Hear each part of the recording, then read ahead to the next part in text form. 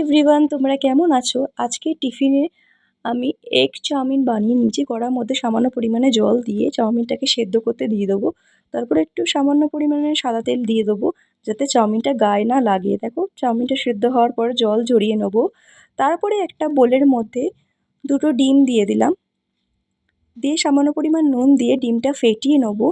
কড়ার মধ্যে সামান্য পরিমাণ তেল দিয়ে ডিমটাকে ঝুড়ো ঝুড়ো করে ভেজে নেবো। বেশি ফ্রাই করবে না, ডিমের তাহলে টেস্টটা চলে যায়।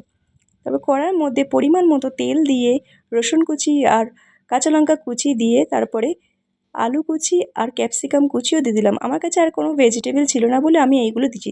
তা বন্ধুরা, এত সুন্দর হয়েছে, তোমরা না ট্রাই করলে বুঝতে পারবে না। তা ভালো করে নেড়েচেড়ে নেওয়ার পরে পেঁয়াজ কুচিও দিয়ে দিলাম পরিমাণ মতো। তারপর চাউমিন সেদ্ধটা দিয়ে দিলাম, দিয়ে ভালো করে নাড়াচাড়া করে নেব। দেখো, ভালো করে এপিট ওপিট করে মিশিয়ে নিলাম সবজির সাথে।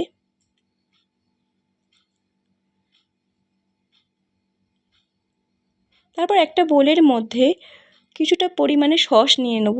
Red chilli sauce, green chilli sauce, soya sauce, tomato সসও আমি দিয়েছিলাম কিন্তু দেখানো হয়নি ওটা।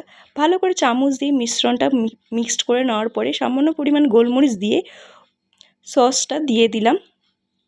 তাহলে ভালো করে নাড়াচাড়া করার পরে দেখো ডিমগুলোও আমি দিয়ে দিলাম। দিয়ে দেখো আমার চাউমিন রেডি।